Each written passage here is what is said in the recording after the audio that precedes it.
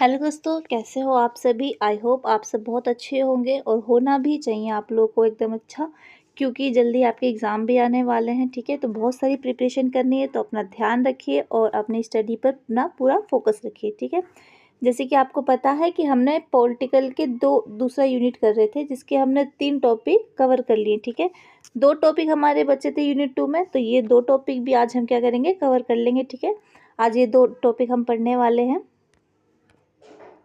Okay, ये 2 topic करने के बाद हमारा ये सेकंड जो यूनिट है वो पूरा क्या है, ख़त्म हो जाएगा। इसके बाद हम आएंगे अपने थर्ड यूनिट पे। ठीक है, थर्ड यूनिट पढ़ेंगे इसके बाद हम। तो देखिए, जो आपका इसमें आपको फोर्थ पार्ट था, जिसमें हमें पढ़ना था तार्किक निर्णय लेने का सिद्धांत, रैशनल डिसीजन मेकिंग। ठीक है, हर्बर्ट साइमन के बारे में। तार्किक निर्णय लेने का सिद्धांत प्रबंधन और प्रशासनिक अध्ययन में एक महत्वपूर्ण योगदान है। साइमन ने यह बताया कि निर्णय लेने की प्रक्रिया केवल गणितीय तर्क और डेटा पर आधारित नहीं होती, बल्कि इसमें मानवीय सीमाएं और व्यवहारिक कारक भी शामिल होते हैं।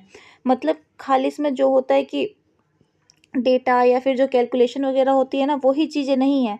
इसमें इंसान की व्यवहारिक कार्य की भी मतलब ठीक है, मानवीय जो मोरल चीज़ें होती है वो भी शामिल होती हैं। हर्बर्ट साइमन का परिचय देख लेते हैं। हर्बर्ट अलेक्जेंडर साइमन, ठीक है, इनका पूरा नाम था। जन्म इनका 15 जून 1916 अमेरिका में हुआ था। मृत्यु इनकी 9 फरवरी 2001 में हुई थी। हर्बर्ट साइमन एक प्रसिद्ध प्रशासनिक विशेषज्ञ थे, जिन्होंने निर्णय लेने की प्रक्रिया को अधिक तार्किक और व्यवहारिक बनाने के लिए कई नए विचार प्रस्तुत किए। हर्बर्ट साइमन के निर्णय लेने के सिद्धांत क्या क्या थे। तार्किक निर्णय लेने का अर्थ क्या होता है। ठीक है, डिसीजन मेकिंग क्या होता है। निर्णय लेना एक ऐसी प्रक्रिया है जिसके माध्यम से व्यक्ति या संगठन किसी समस्या का समाधान खोजते हैं। ठीक है, डिसीजन क्या होता है। मान लीजिए आप किसी प्रॉब्लम में फंसे हैं, आप किसी ऑफिस में हैं। ठीक है, कोई ग्रुप बना है किसी चीज़ का, किसी ऐसे टॉपिक पे आपको डिसीजन लेना है, तो जब तक आप उस पर डिसीजन नहीं लोगे, कोई तर्क नहीं दोगे, तब तक उसका क्या है, सोल्यूशन नहीं निकलेगा, है ना।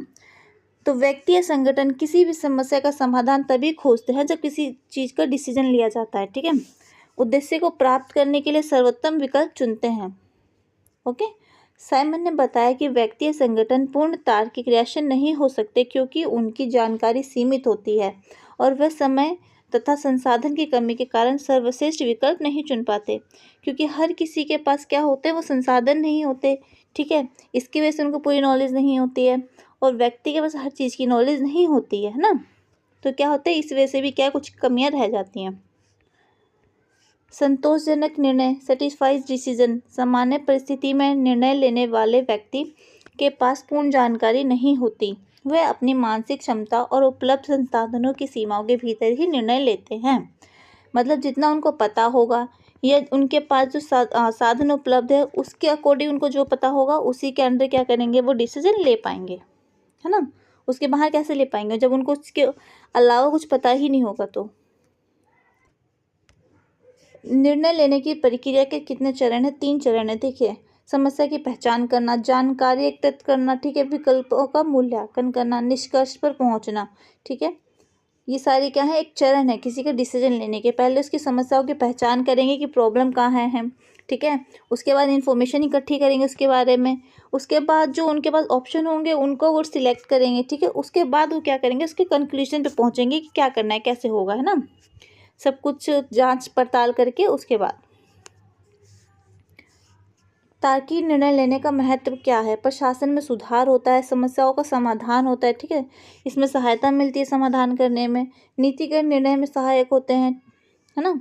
साइमन के सिद्धांत की आलोचनाएं भी की गई हैं। आलोचनाएं क्यों की हैं, भावनात्मक और सामाजिक कारकों की अनदेखी है इसमें, इसीलिए इसकी क्या है, आलोचना भी हुई है।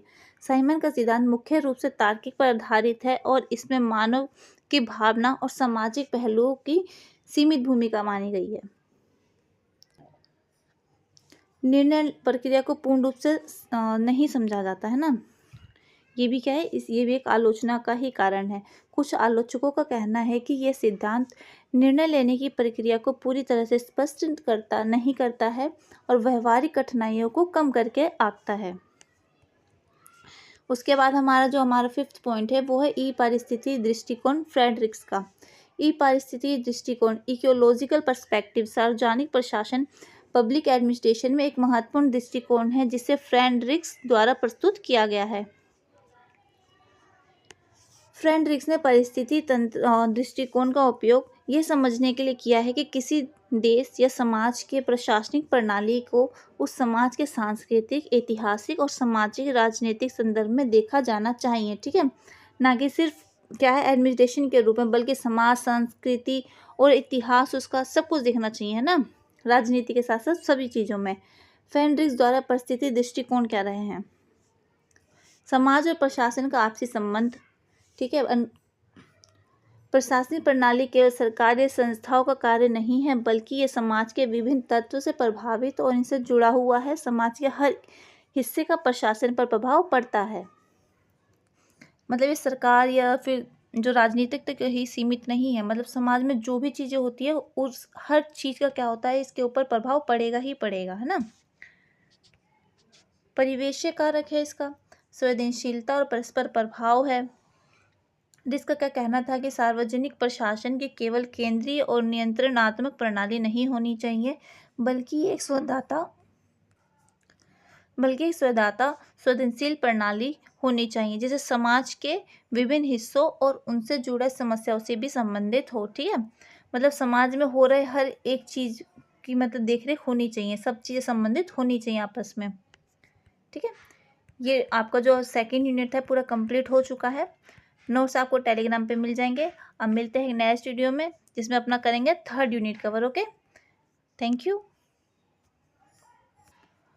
और बाकी आपका जो स्टूडेंट डैशबोर्ड है, जहाँ तक मुझे आइडिया है सारे स्टूडेंट्स के जितने भी सब्जेक्ट हैं 6 सब्जेक्ट है आपके डैशबोर्ड पर शो हो रहे हैं।